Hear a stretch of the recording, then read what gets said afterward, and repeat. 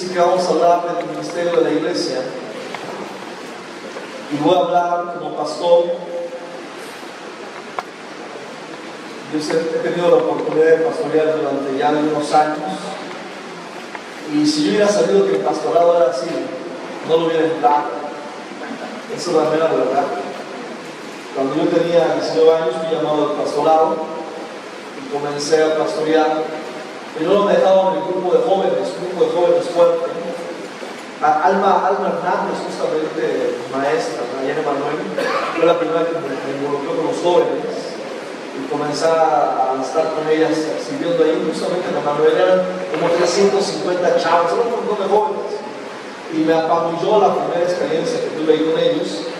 Pero posteriormente entré en contacto con otros jóvenes y pastorearlos era emocionante, pero era un desafío. Pero hasta que comencé a pastorear la iglesia ya en su totalidad, me di cuenta que estábamos hablando de cosas que la verdad nunca había visto en el seminario o que no había desarrollado de una manera tan completa. Recién empezamos la iglesia en Toluca y el Señor nos permitió alcanzar en una comunidad, en un fraccionamiento ahí por el aeropuerto de Toluca, a un grupo de familias. El Señor nos habló a una persona de forma sobrenatural, un milagro creativo. Así llegamos ahí, un día hablamos para orar, hablamos con esta mujer que se estaba muriendo de cáncer y el Señor la sanó. Y tú varias familias llegaron ahí, se hizo una célula y comenzamos ahí a trabajar con muchas familias. Una de las personas que se convirtió en un varón comenzó a ser muy tocado por el Señor y se integró rápidamente con nosotros y entró con todo. Pero a los 6 meses aproximadamente tuve el primer descalabro, el primer knockout con ese hombre. Un día, un domingo como a las 2 de la mañana, me dio una llamada para decirme que él estaba muerto.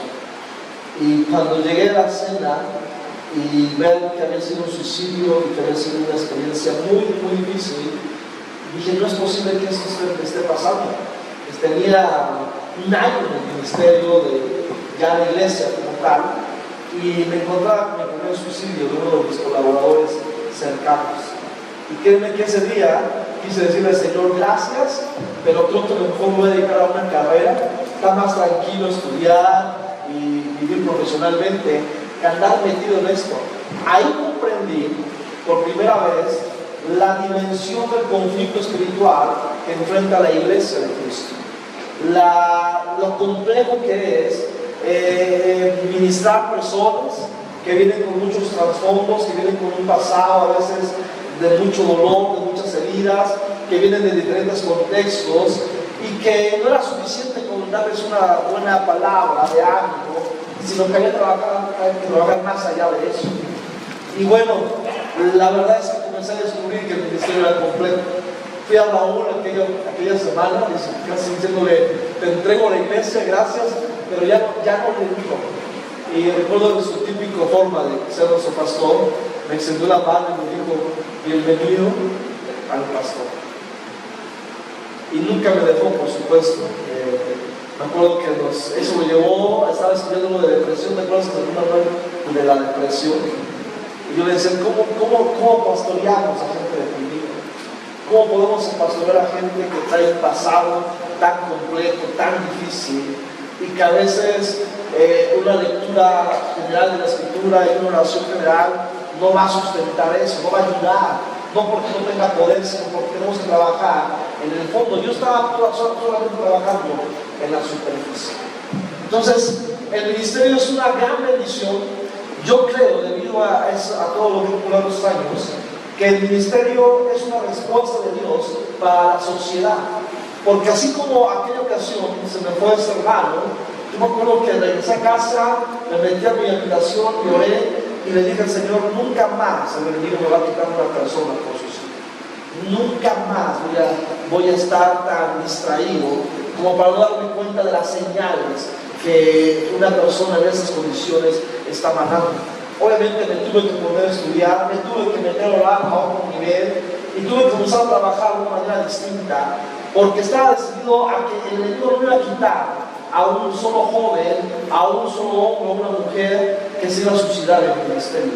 Fue el primero y el último, y entonces hablé con el Señor y le dije, no quiero más esto, porque se supone que en la iglesia estamos para hacer luz a la sociedad, pero no es tan fácil cuando ves y entras en acción en el todo terreno de la sociedad.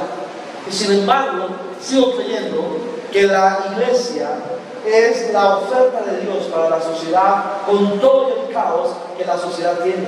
Sigo creyendo que somos llamados de manera individual, unidos a una colectividad, a una comunidad que es el cuerpo de Cristo, y el Señor nos equipa para que podamos ser justamente una respuesta y un agente de cambio a nivel personal para que otros encuentren la luz a pesar del caos que hay sobre sus vidas o a pesar de las obras de las tinieblas que ha venido para someter su vida o su camino.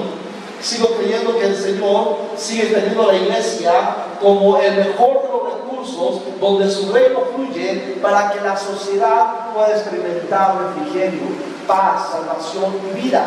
Y eso es lo que somos nosotros. Muchas veces la iglesia pierde de vista la dimensión profética que tenemos en la sociedad, pero también la dimensión liberadora y sanadora que tenemos hacia la sociedad. Realmente la iglesia es una doctora para la sociedad. Tenemos que entenderlo de esta manera. Somos una comunidad en el reino de Dios, como iglesia de Cristo, que está aquí para sanar a la sociedad. Cada uno de nosotros somos instrumentos que el Espíritu Santo está usando para sanar a otros. Ahora, a esto requiere evidentemente el compromiso, la participación deliberada e intencional de cada uno de nosotros. El hecho de decir, no solamente voy a ir a la iglesia, sino entender que soy la iglesia. Ahí es donde los pastores muchas veces nos encontramos con un muro y nos detiene todas las intenciones buenas y todo lo que se nos ha mostrado queda ahí detenido. Porque te das cuenta que un gran número de creyentes, sin importar cuántos años tengan el Evangelio, a veces solamente están decididos a participar en una reunión dominical y no más. ¿Han conocido ese tipo de creyentes? Su vida cristiana se concentra y se resume al domingo al mediodía. Prácticamente ahí se concentra su vida cristiana. Una incomprensión total, brutal, diría yo, de la visión integral del Evangelio. Hace un tiempo una persona me decía, es que me cuesta trabajo ir a la iglesia los domingos porque él es un empresario y viaja y toda la cosa. Entonces el domingo es el día que tengo para irme al campo de golf. El domingo es el día que tengo para comer con un restaurante de mi familia y disfrutarlos. Y el domingo pues es el día que quiero descansar más. Pero esa respuesta es una respuesta muy legítima para él, pero como cristiano no tiene ningún peso. Como creyente, para una persona que no fuera cristiana es totalmente comprensible, pero para alguien que es creyente no tiene sustento. Así que él me decía, pues puedo dejar de ir a la iglesia. Y ahí le interrumpía. Y eso quiero dejarlo claro. No, Dios no te llama a asistir a la iglesia. No es la intención y la meta del Evangelio. Cuando Jesús subió a la cruz, no fue allí solamente para que tú y yo pudiéramos llegar un domingo al mediodía, y estar en medios presentables para adorar rápido, porque hay que salir a comer, hay que salir a los mandados, hay que salir a prepararse para el otro día de la semana. Dios no nos llamó para eso. No nos llamó para congregarnos un domingo, nos llamó para ser la iglesia de Cristo. Y eso es una cosa muy diferente. No me llamó para ir a la iglesia, sino para ser en la tierra el embajador, el representante del reino de Dios en todo lugar, las 24 horas del día, los 7 días de la semana, en cualquier circunstancia. Así que no se trata de ir a la iglesia. Si vives bajo ese estándar o bajo ese parámetro, tú necesitas discipularte. Y entonces realmente entender la visión integral o la visión integral del Nuevo Testamento. No somos llamados a estar un domingo al mediodía. Eso es muy superficial. Eso es algo tan, ¿cómo decirlo?, tan elemental, pero no es ni siquiera lo más básico, ni es correcto. Somos la iglesia. Y cuando alguien dimensiona que somos la iglesia, lo que eso implica, lo que eso está representado y nos fue dejado, dado que somos la iglesia, entonces de una manera tal, cuando te confronta la palabra de esta manera, o la Biblia la palabra y te enseña, tú eres la iglesia de Cristo, no es que vayas a la iglesia, eres la iglesia de Cristo, entonces no puedes vivir cómodo si estás dispuesto a seguir a Jesús. Eso fue lo que me pasó a mí en mis primeros meses. Alguien me dijo, no vas a la iglesia, eres a partir de ese momento la iglesia de Cristo. Y comencé a investigar. Siempre me incomodaba que dijeran algo pero que no me lo probaran. Así que comencé a meterme, comencé a buscar y me di cuenta que efectivamente somos la iglesia. Y como iglesia tenemos una autoridad, la autoridad que Jesús ganó en la cruz, nos ha sido delegada como iglesia. Ahora la iglesia ejecuta la autoridad del reino sobre la sociedad. Quien tiene autoridad somos nosotros. Y entonces imaginen lo que eso implica. Toda la autoridad, dice Pablo en Efesios, en varios textos está claro. Mateo 28, por ejemplo, 18-19, ustedes leerán lo que está en el contexto de la gran comisión. Y en el contexto de la gran comisión, cuando Jesús ha resucitado, le dice a los apóstoles, toda la autoridad me ha sido entregada o dada en el cosmos entero, en el cielo y en la tierra. Una expresión para hablar de que en todo el universo la autoridad otra vez le ha sido devuelta a Jesús. Por tanto, dice Jesús, vaya y a ser discípulos. Debido a la autoridad que Jesús ha ganado y que posteriormente ha delegado a la iglesia, nuestro deber, tenemos una tremenda responsabilidad social. Y no solamente es evangelizar, no es esa reducción que hemos hecho del evangelio, sino es discipular naciones. Estamos aquí para discipular una generación. Y es muy distinto evangelizar en los términos populares como usamos que hacer discípulos. Discipular una nación, discipular un estado, discipular una generación, discipular, tan solo piensa en tu colonia, en tu fraccionamiento donde vives, discipular un fraccionamiento. Créeme que te va a demandar más de solamente unos ratitos de oración, el día de oración que hay y un rato el domingo. Es todo un compromiso. Y sin compromiso no podemos llegar a nada. El compromiso es como la incubadora del propósito que Dios te da. Si no hay compromiso, el propósito que Dios tiene para tu vida nunca se cumplirá. Pero ese propósito no está ajeno a la comunidad, sino es parte de la comunidad. Es decir, subsiste en medio del cuerpo de Cristo, que es la iglesia. Y debido a eso, entonces el Señor ha establecido ministerios. Ustedes saben lo que dice Pablo en Efesios 4 y 11. Ha constituido entonces apóstoles, profetas, evangelistas, pastores y maestros, debido a que va en la relación y en la integración de toda la comunidad, va a equipar el ministerio para hacer la obra del reino. En Hechos 13, acompáñenme. Todo aquello que estaba deteniendo a la misma iglesia de Jerusalén, mientras que la iglesia de Jerusalén, donde estaban los apóstoles, estaba siendo restringida y prácticamente a través de persecuciones, la iglesia tuvo que ser expandida. En la iglesia de Antioquía, que es la iglesia de Hechos 13, es una iglesia que ha comprendido su visión sobre la sociedad y sobre la generación, pero ha comprendido la tremenda y la dinámica oportunidad de vivir en un concepto ministerial como cuerpo de Cristo. Eso es algo muy importante. El ministerio no es solamente una acción o no solamente un ejercicio que hacen los pastores, sino el ministerio es la plataforma dinámica donde todo creyente puede llegar a cristalizar o a capitalizar su propósito en la tierra. Es decir, es a través del ministerio como Dios planeó que la iglesia funcionara sobre toda la sociedad. Es a través del ministerio como el Señor planteó que la iglesia funcionara de manera estratégica. Hechos 3 lo demuestra de esta manera y nos deja ver cómo a partir de este modelo la iglesia apostólica se vuelve no solamente una iglesia de alto impacto social, sino trasciende sus fronteras, alcanza prácticamente todos los rincones del Imperio Romano, con una tremenda devastación de la gloria de Dios cayendo en cualquier ciudad donde eran enviados los apóstoles y sus equipos. Dice así la palabra: había entonces, después de que vino persecución, el contexto es muy interesante, había entonces en la iglesia que estaba en Antioquía profetas y maestros: Bernabé, Simón, el que se llamaba Níger, Lucio de Cirene, Manahem, el que se había criado junto con Herodes el tetrarca, y Saulo. Estos son los que estaban, dice Lucas, en la iglesia de Antioquía.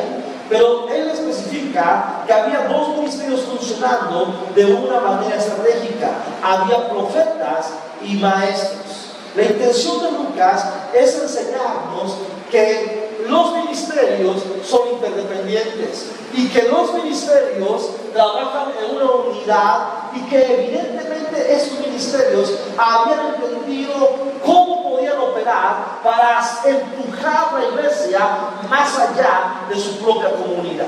La iglesia, por supuesto, no es un lugar, sino es una comunidad. Ante todo, es una comunidad de creyentes, de hombres y mujeres convocados por el Espíritu Santo en la obra de Jesús, para poder ser ese instrumento en las manos del Señor. Así que ahora en Antioquía se ha reunido una iglesia que comenzó como cualquier otra iglesia, en un contexto de persecución. Por ahí los que salieron de Jerusalén comenzaron a hablar a los griegos que se encontraban en Antioquía. Estos creyeron, comienzan a creer en Jesús, pero no saben nada. Tienen un trasfondo totalmente pagano. Son griegos que han crecido con la mitología griega.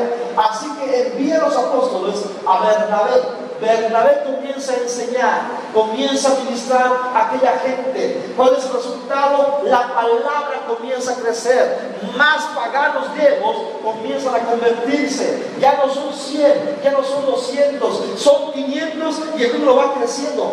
Los registros históricos de Antioquía la describen como la iglesia más grande de la era apostólica, la iglesia más grande de todo el cristianismo en aquel momento. Así que no estamos hablando de una iglesia de 200, 300 personas, estamos hablando de una iglesia de miles. Hay registros históricos que no son cristianos que documentan la presencia de esta iglesia a través de historiadores romanos. Era tan impactante esta iglesia, era de tanta influencia, que había llamado la atención del mismo emperador. Y los gobernantes de Antioquía estaban tan impactados y tan agradecidos que ayudaban en la medida de lo posible a esta iglesia. Había un impacto increíble, pero este impacto increíble no fue coincidencia, no llegó ahí por casualidad, no fue que solamente, como decimos en México, le echamos ganas y ya, como que lo demás tiene que salir de echarle ganas. Y la verdad es que no es así, sino que Bernabé hace un movimiento estratégico. Bernabé es un hombre con una visión apostólica increíble, una visión del reino muy definida, muy clara. Él entiende que el reino no puede operar solamente con un pastor.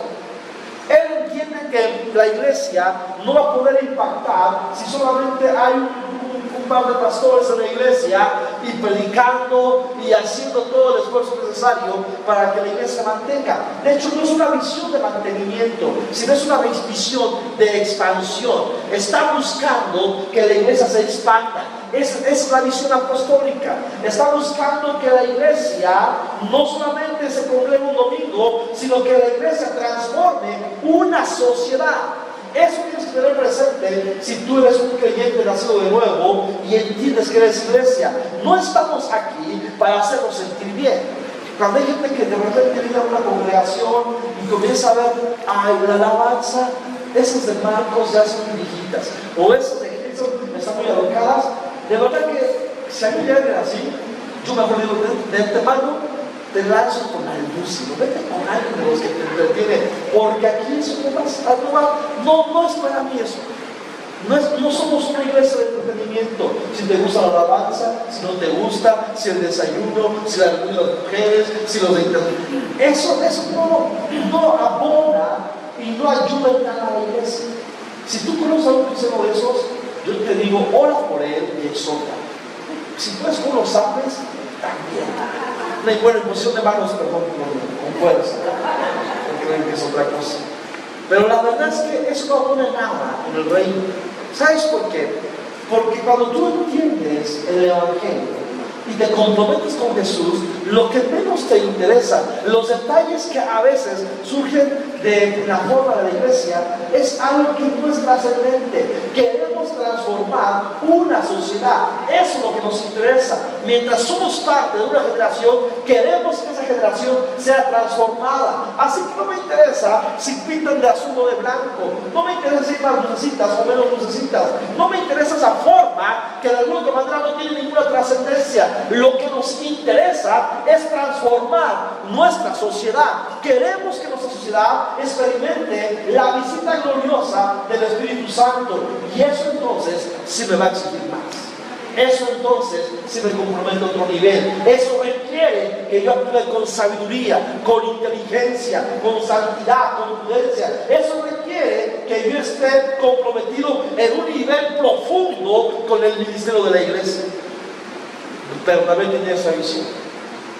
Él no está solamente diciendo, qué bonito que ya se convirtió en muchas decenas de familias aquí en Antioquía, ahora sí haremos un congreso de esto y del otro. No, él está viendo la manera en que esta iglesia se vuelva no solamente una comunidad cautiva que cada domingo va a regresar o que cada semana va a estar ahí. Eso es lo que no queremos que la iglesia justamente haga, sino Bernabé piensa, ¿cómo haremos para que esta gente pueda convertirse en ministros activos que transformen su generación?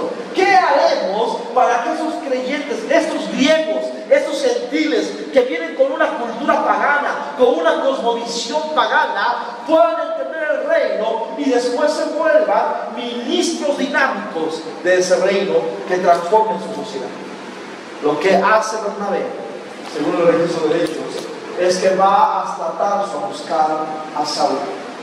Va a buscar a Saulo, tiene una relación increíble con Saulo y le convence, le persuade de que Saulo salga de su trinchera en Tarso, lo saca de Tarso y le dice, vete a Antioquía. Necesitamos de la revelación que hay en ti, Saulo. Necesitamos de todo aquello que se te ha revelado, el entendimiento que te ha dado acerca de la cruz, acerca de la justicia, acerca del reino. Lo necesitamos en Antioquía. Queremos que enseñes, debido a que tú has tenido una revelación increíble, directa del Espíritu Santo. Capacita a la iglesia y proyectémosla hacia las naciones. Cuando Pablo escucha eso, recuerda aquel día que estaba con Ananías, cuando el Señor le dio la palabra y le dijo, tú me serás un instrumento útil para llevar la palabra a los reyes, a los gentiles.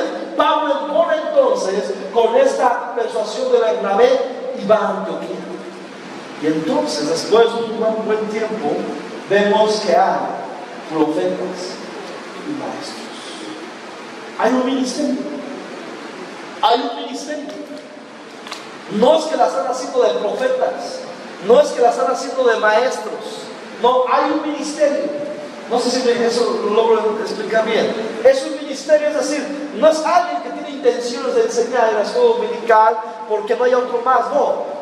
El hecho de que es un ministerio es de que primeramente está convencido que ha sido llamado a esa tarea, que ha venido de parte del Señor esa convicción y esa asignación a su vida, y que entonces ha sido capacitado por Él para poder funcionar estratégicamente en esa área. Hay ministerios, hay profetas y hay maestros. Algunos de nosotros tenemos un buen rato en el Evangelio. Pasan los años y ¿qué creen? Aunque tengan una enseñanza cada domingo, aunque estén asistiendo a congresos, aunque se hayan metido el curso de vida de no sé qué, aunque hayan estado en unos cuantos retiros, ni con todo ese aparato ministerial para capacitarlos, después de 5 años siguen diciendo, siguen luchando un domingo por la mañana, ¿iré a la iglesia o no iré a la iglesia? Entonces, ¿cómo es posible que alguien que tiene 10 años en el Evangelio, lo bautizamos, eso es glorioso, va al congreso, lo enviamos a Ciudad Juárez, luego lo enviamos allá, se capacitó, y para que uno diga, ¿crees que hoy no quiero asistir y las siguientes semanas no sé si pueda estar yendo a la iglesia? Ya no es eso. Tú eres la iglesia. Es decir, no avanza, no desarrolla ministerios. ¿Cuántos cristianos conoces con más de 10 años y siguen sin haber desarrollado un ministerio? ¿Cuántos creyentes conocemos que han estado 3, 4, 5, 6, 7 años? Es más, toda la vida, es más, y hasta ver el ministerio con recelo, como si fuera una infección, como si fuera algo totalmente feo. Pasan los años y los maestros que deberían haber surgido de aquí no han surgido. Los profetas que tenían que estar profetizando no están profetizando, no están ejerciendo su función. Los evangelistas. Y entonces pasan los años y no logramos establecer, afianzar nuestra vida en el contexto del ministerio.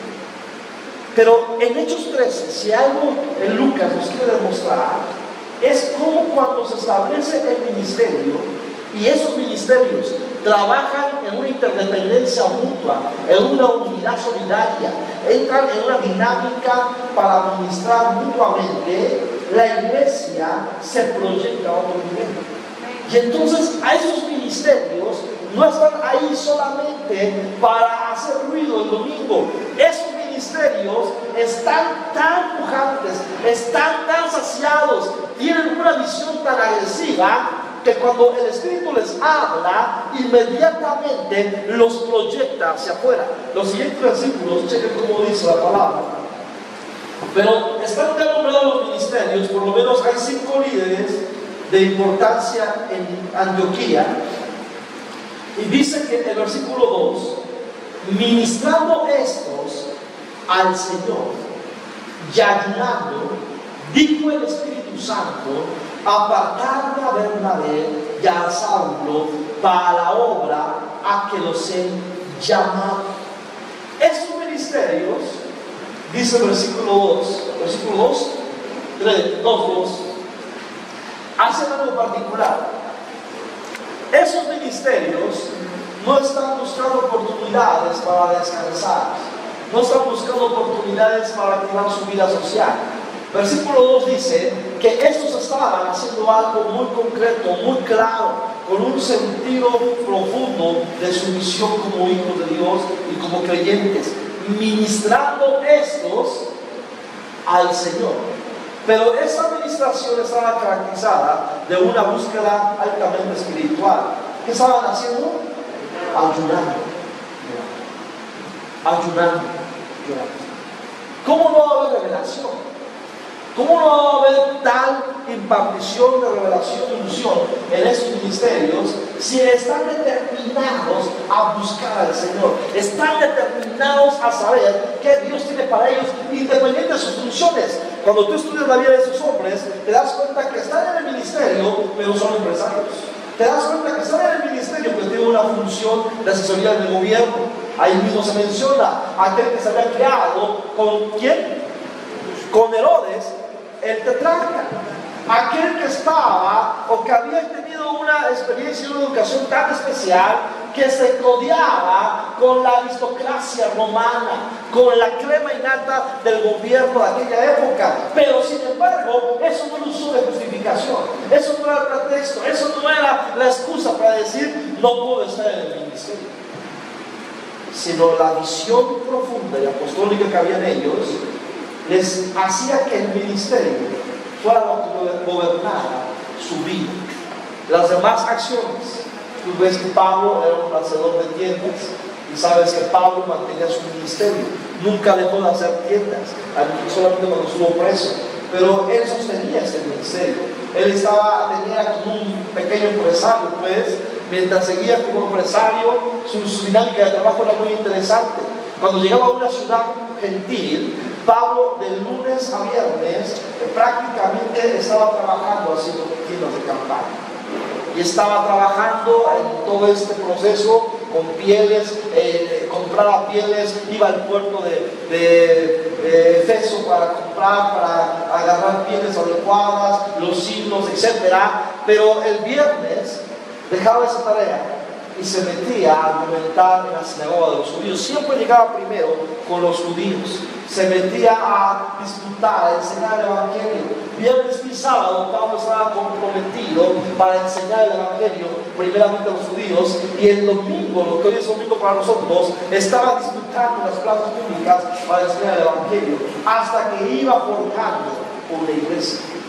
Pero no era una persona distraída, era una persona ocupada, no era una persona que no tenía nada que hacer, pero estaba gobernada por una visión clara, consistente del llamado de Dios para su vida. Cuando eso lo aterrizas, eso se llama ministerio. Cuando tú respondes a ese llamado, cuando tú estás convencido, Dios me ha llamado a una tarea específica, la voy a realizar a pesar de que trabajo en una empresa, a pesar de que soy comerciante, a pesar de que soy profesionista, la voy a realizar porque eso es lo que ha sentido a mi vida, es la razón entendido por la que el Señor me ha creado y me ha puesto en esa generación.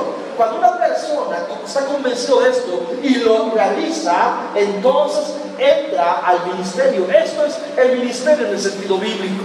Así que entonces, estos hombres que tienen una influencia social, comercial y política, a pesar de eso, no han abandonado el ministerio, sino están ministrando al Señor. Hay una búsqueda del Señor, ayunando y llorando. Ese versículo 2 encierra tantas cosas. El Espíritu Santo les está hablando, perciben la voz del Espíritu tan claro que les dice: ahora sí, quiero que a Bernabé y a Saulo, que hagan, lo aparten. ¿Lo aparten para qué? Para la obra a la que los he llamado. Dime si no, el versículo 2 es tan claro y a la vez tan profundo en explicarnos la dimensión espiritual del ministerio. Eso es a lo que tenemos que llegar como iglesia. Este versículo es el reflejo de lo que todo cristiano debería llegar a un momento de su vida, independientemente de su trasfondo, independientemente de la vocación que realice en la vida cotidiana, independientemente de su personalidad. Tenemos que llegar a este punto. Un día tú y yo tendríamos que estar justamente en esta búsqueda, conscientes y convencidos de qué estoy haciendo aquí en la tierra. Y cuando yo llego a esa conclusión y la entiendo correctamente en mi corazón, no tengo otra salida, me va a poner en los sendas del ministerio. Y cuando esté en las sendas del ministerio, tampoco podré echar a correr. Directamente el Espíritu te hablará y te dirá: te encargo que hagas esa tarea. Y hazlo. Y comenzó con Bernabé y con Saulo, por lo menos en este versículo. Eso es justamente lo que la iglesia debe aspirar a llegar en un momento relativamente corto de su vida. Cuando estudié la iglesia de Antioquía, no pasaron 20 años para que esto ocurriera. Pasaron prácticamente 2 años para que esto llegara a realizarse. Es más, el versículo anterior dice, en uno de los versículos anteriores dice que pasó Pablo enseñando un año la iglesia. Pablo y Bernabé se quedaron enseñando un año en la iglesia, tan solo un año. Imagínate en la intensidad de ese ministerio de enseñanza, de capacitación, que después de un año ellos salen, y no salen solos, salen con equipos, y salen y no se queda la iglesia sin ministerios, sino otros ministerios emergieron y otros siguen emergiendo. La iglesia de Antioquía estaba mandando constantemente misioneros a todo el mundo, y cuando salían, otros también volvían a entrar al ministerio, y más se convertían. Así que se convertían, entraban al ministerio y después salían proyectados a las naciones. Se convertían, entraban al ministerio y salían proyectados hacia las misiones. Si tú fueras el pastor de una iglesia, esto que quisieras que estuviera sucediendo en la iglesia. Tal vez no eres el pastor, pero debes entender qué es lo que queremos que suceda en nuestras iglesias. No queremos que la iglesia esté sentada luchando por asistir un domingo a una reunión. No queremos que la iglesia solamente esté con una buena expectación de lo que sucede el domingo y nos volvemos a enrolar en la semana en esas cuestiones. Dios te quiere usar de una manera significativa. Dios quiere respaldarnos, y evidentemente el Espíritu Santo te ha llamado, y ahí donde Dios te ha puesto, quiere respaldarte, pero con su poder y su gloria, para que podamos hacer esta obra que no solamente corresponde a 2 o 3, sino a toda la iglesia. Una vez que la iglesia ha comprendido que el ministerio es la fábrica que el Espíritu utiliza para habilitar a los creyentes. Si vamos a Efesios 4, vayamos compartiendo, es un texto clásico. 11 y 12 de Efesios. Después de que el apóstol Pablo nos ha indicado que el Señor ha constituido, ha establecido pues en la iglesia apóstoles, profetas, evangelistas, pastores y maestros, nos indica la razón, el propósito por lo que esto está así, organizado. Y dice el versículo 12, a fin de perfeccionar a los santos para la obra de cada 8 días en la iglesia. ¿Cuál versión tienen ustedes? Voy a leer la otra versión. Vamos al versículo 12. A fin de perfeccionar a los santos, ¿para qué? Para la obra del ministerio. Otra vez, ¿para qué? Para la obra del ministerio. ¿Para la obra de qué? Del ministerio. Es tan claro en la Escritura. Es tan clara la visión que Pablo ha capturado del Espíritu, que así lo registra en el libro de los Efesios. Esos ministerios existen, dice Pablo, a fin de perfeccionar a los santos, que se refiere por supuesto a la iglesia. ¿Para qué?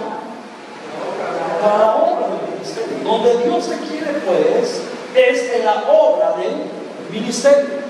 Donde Dios quiere a los jóvenes, a los adultos, a las mujeres, varones, cualquiera que sea la situación de nosotros, Dios te quiere ver activo en la obra del ministerio. Y está Dios trabajando a través de los pastores, profetas, maestros, etcétera, para que seamos perfeccionados y estar otra vez activamente en la obra del ministerio. Y no termina ahí el versículo, sino dice, ¿a fin de qué? Para la edificación del cuerpo de Cristo. Queremos crecer. Yo sé que ustedes han pedido que quieren crecer. ¿Cuántos quieren ver que la iglesia crece? Esta congregación crece. Solo queremos que crezca. Queremos que la iglesia alcance nuevas familias. Queremos que la iglesia esté tocando a los vecinos, a nuestra propia familia. Todo eso es correcto, está muy bien. Pero no crecen solo. Ese crecimiento no es un crecimiento, vamos a decir, que se da nada más como lo hace una planta.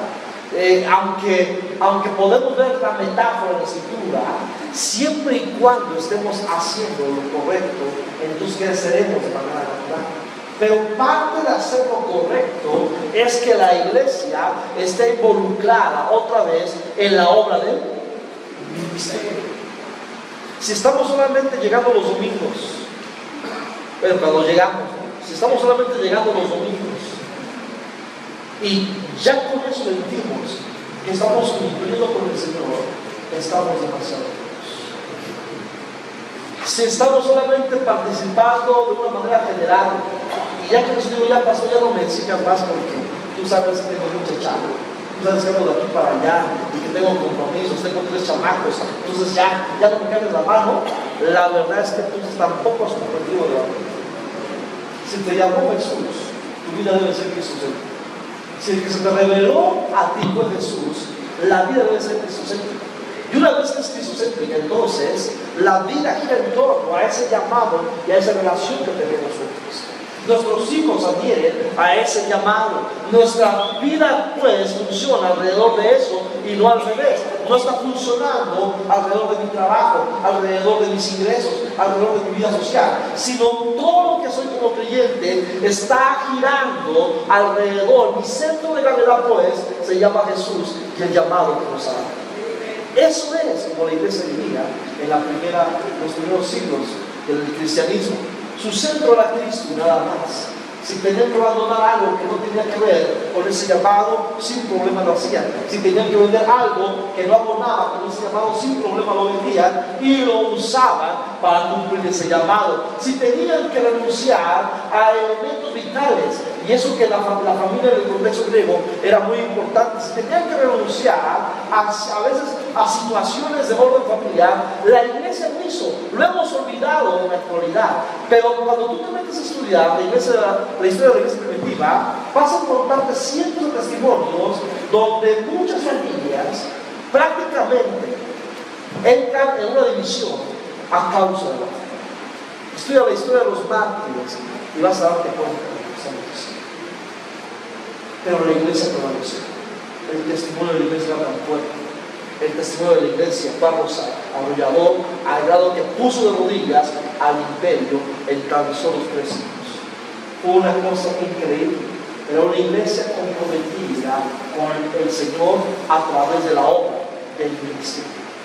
Yo creo que en la actualidad, si algo está la iglesia siendo bombardeada, es con esta dinámica social que nos atrapa, que nos consume y no nos deja tiempo, no nos deja ganas, no nos da a veces espacio para desarrollar la obra del ministerio.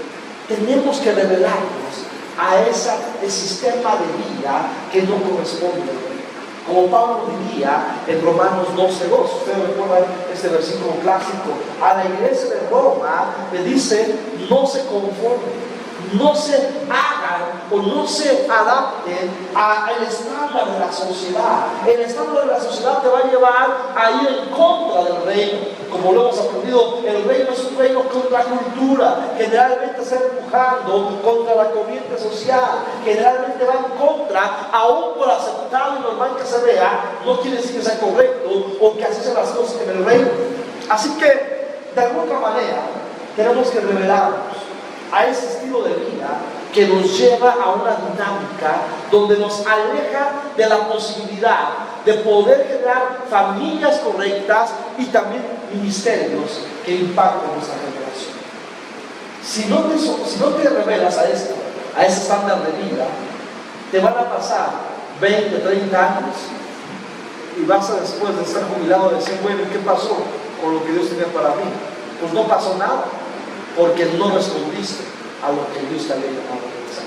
Hay gente que después de 60 años, después de trabajar, de haberse integrado a una empresa, a un negocio, siendo creyentes, reaccionan.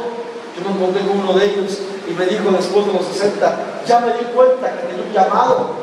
Y recordó él, cuando yo era joven, el Señor me llamó, pero me fascinó mi trabajo, me cautivó. Y luego comenzó a ganar bastante bien y le fue aparentemente bien. Reaccionó a los 60 y tantos años diciendo: creo que he vivido pues muy bien, pero sin el sentido que Dios tenía para mí. La sociedad te va a llevar a vivir tal vez en los términos sociales con cierta comodidad, a vivir con una dinámica social plausible y agradable, pero posiblemente te están sacando.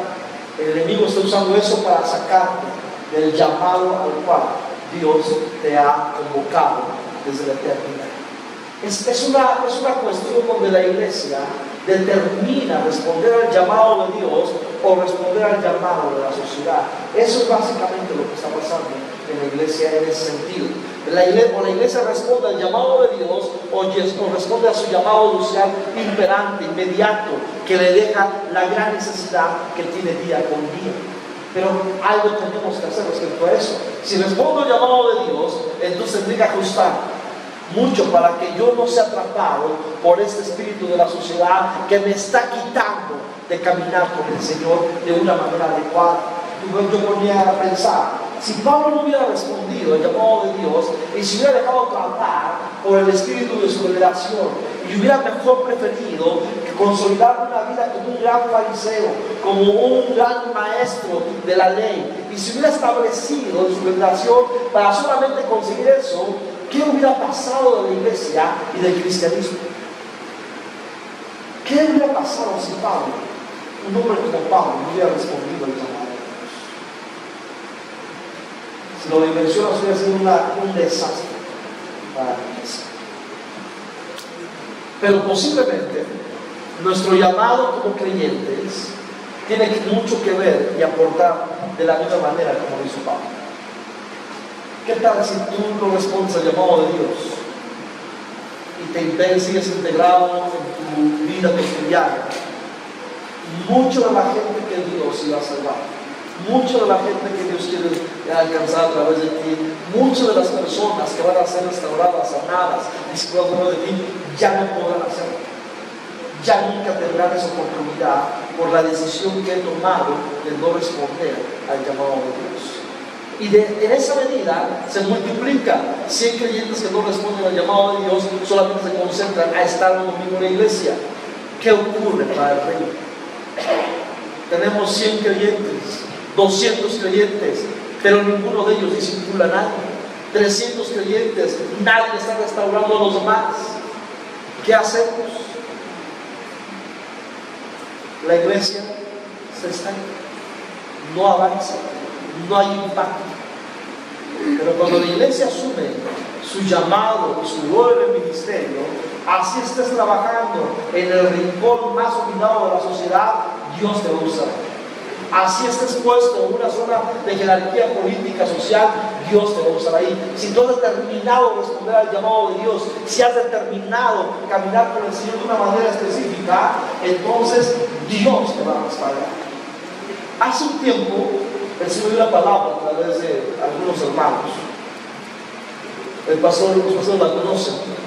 Y me dijo muy particularmente, yo tenía 20 años cuando yo me dijo eso por primera vez. El Señor me dijo, un día vas a estar ministrando a los políticos y a los empresarios de esta nación. Y cuando el Señor me dijo eso, pues yo la verdad, no solamente lo vi muy lejano, sino que no me interesa. Yo estaba muy joven y estaba trabajando con puros jóvenes, así como que dije, no me interesa eso. Pero con el pasar de los años me fui dando cuenta que era de verdad Dios diciendo eso.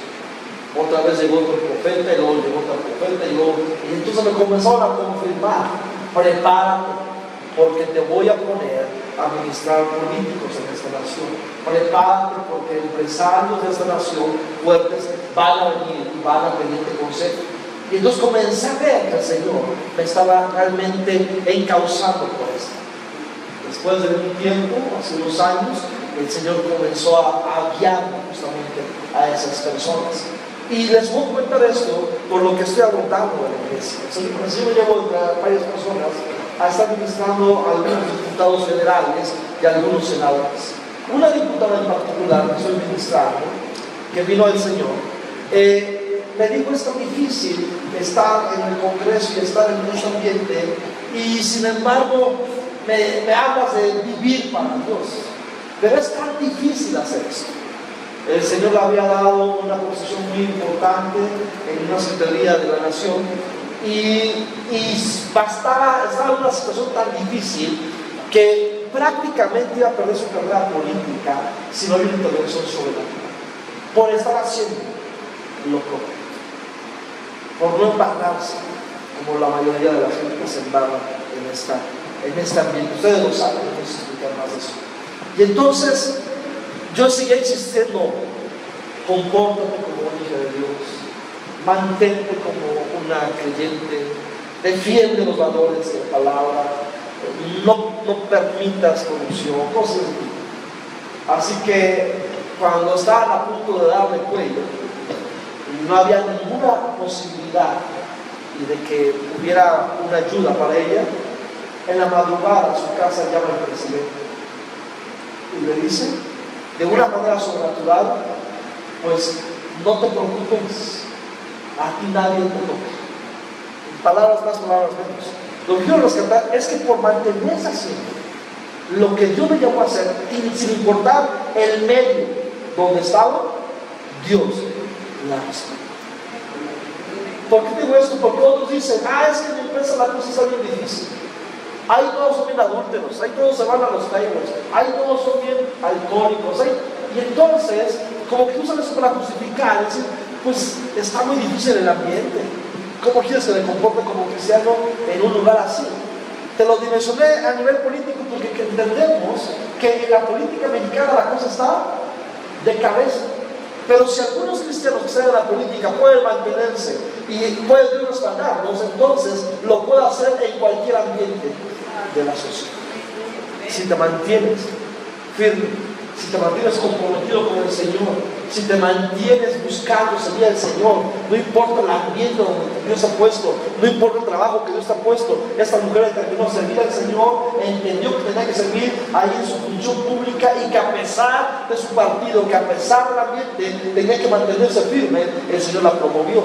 ¿Cómo usó el presidente? ¿Cómo es que se hace esas cosas? No lo sabemos. Pero Dios lo hace. Puede usar cualquier instrumento, y no solamente lo defendieron, sino la promovieron contra toda probabilidad. Cuando tú respondes al llamado de Dios, y entonces te mantienes firme en ese llamado, Dios te va a respaldar de una manera increíble. El principio es muy claro: al que llama a Dios, Él lo sustenta. Al que llama a Dios, Él lo respalda. Al que llama a Dios, Él va a velar por él. Así que si Dios te ha llamado, lo mejor es que respondamos. Si Dios te ha confirmado que debes de estar en el ministerio, yo te diría, hazlo de forma inmediata. Ya no esperes una confirmación más. Ponte a trabajar en una área de necesidad, en el contexto de la sociedad o de la iglesia, y comienza a servir al Señor de esa manera. En el proceso debes de mantenerte escuchando al Señor, como lo está diciendo con Hechos 13. Ellos estaban ministrando al Señor, ellos estaban sirviendo en la iglesia, y en el proceso volvió a hablar el Espíritu Santo. Ahora que apártenme a Bernabé y a Saulo para la obra a lo que les he llamado. Pero no se encontraban haciendo nada, no se encontraban con los brazos cruzados, llegando el domingo al mediodía a la iglesia. No, estaban enseñando, estaban dentro del contexto de la iglesia, estaban activos, dinámicos, enseñando a jóvenes, a niños, a varones, a mujeres, visitando enfermos, entregando despensas, orando por enfermos en los hospitales. Estaban haciendo algo, estaban ministrando al Señor. A veces decimos, ¿por qué Dios no me ha hablado a mí? ¿Por qué Dios no me confirma para lo que estoy haciendo? Pues es que justamente para lo que voy a hacer, justamente porque no haces nada, te conformas con asistir el domingo al mediodía y esperando que el Señor te hable con eso, no es suficiente. Tú tienes que buscar, tú tienes que estar dispuesto a ministrar, a encontrarte, provocar que la voz del Espíritu sea soltada sobre ti. Es como decir, aquí estoy, Señor, ya me salvaste, yo soy Orlando y aquí estoy. Era un vago antes, vicioso, pero mira, aquí estoy en la iglesia. Comenzaron a dar baños, me pusieron a enseñar a los más feos, le entrego los más feos, de verdad. Nadie quería enseñar para un grupo de vagos que estaban en la iglesia, y como yo era casi igual, me mandaron los pastores para allá. Y entonces, ¿qué fue el resultado? Que esos vagos drogados que llegaban a la iglesia comenzaron a ser bautizados y a experimentar el Señor. Y entonces el pastor se dio cuenta, creo que tienes llamado. Y entonces me mandó a ministrar a los jóvenes. Pero comencé haciendo algo, tal vez no sabía ni cómo hacerlo, pero conforme estás sirviendo y te involucras en la obra del ministerio, el Espíritu te va confirmando, te va ampliando la visión, va creciendo la pasión en tu corazón, y entonces te define, quiero que vayas en esa dirección. Cuando llamó a Saulo y a Bernabé, estaban en esa dinámica. Debes entrar ya a la obra del ministerio en la iglesia local. Comienza a servir en aquello, por lo menos, que ves como una necesidad en la iglesia. No esperes a que haya un llamado del pastor o los pastores, o que haya una estructuración para ver en qué lugar te ponen. No, comienza a servir. Involúcrate, diles, aquí estoy dispuesto a hacer algo por el reino. Veo una necesidad. Comienza entonces a responder a esa necesidad. Que entírate en eso. Mientras tú estás buscando al Señor y sirviéndolo, el Espíritu vendrá a confirmar lo que Dios quiere hacer. Dios te va a aparecer en el camino y te va a decir, ahora dobla a la izquierda, que tengo algo mejor para tu vida. Pero comienza a servir. Yo les animo a que comiencen a servir de una manera mucho más comprometida. No digo que no estén comprometidos, pero creo que deben de dar un paso más. Cuando estábamos hablando en los últimos cantos que estaba ministrando el equipo de alabanza, yo vi aquí como una red muy grande, de largo a largo, y vi esa red y me pregunté, Señor, ¿esa red qué significa? Y el Señor me mostró muy claramente, es el límite a donde ellos han llegado. Así como cuando hay en los campos de golf o en un lugar una valla para que no pases más, así estaba esa que ese límite. Y ustedes de alguna otra manera se han mantenido dentro del límite, porque ahí, hasta ahí llega la red y ya no pasa eso. Pero no es un límite de Dios, por supuesto. Es el límite que el enemigo ha puesto para que no avance. Es el límite de la distracción, es el límite del compromiso arduo en los ámbitos laborales, es el límite de la ocupación que no te deja avanzar hacia lo que Dios te llamó a hacer. Si no rompes esa red y te atreves a pasar ese límite, nunca será trascendente lo que estás haciendo. Hay que dar, ahí se establecerá y no pasará más. Pero cuando tú te atrevas a pisar más allá de los límites que se han puesto en tu vida, espiritualmente el enemigo los ha trazado para que no vayas más allá, no le vamos a hacer caso a la voz del enemigo, vamos a hacerle caso a la voz de Dios. Si te atreves a pasar esos límites, el Señor te va a respaldar y te va a usar. Así que, ¿qué les parece que adoremos unos minutos y vamos a hacer algo espiritual, pidiéndole al Señor que nos permita avanzar más allá de los límites que se han establecido en la iglesia local? Y tal vez en su conjunto lo hemos hecho sin darnos cuenta, pero estamos muy cómodos acá, en esa plataforma de seguridad, en esa plataforma de comodidad, pero hay que romper. Tenemos que avanzar. Hay otros más que están buscando al Señor y llegarán a través de tu vida. Vamos a ponernos de pie, por favor.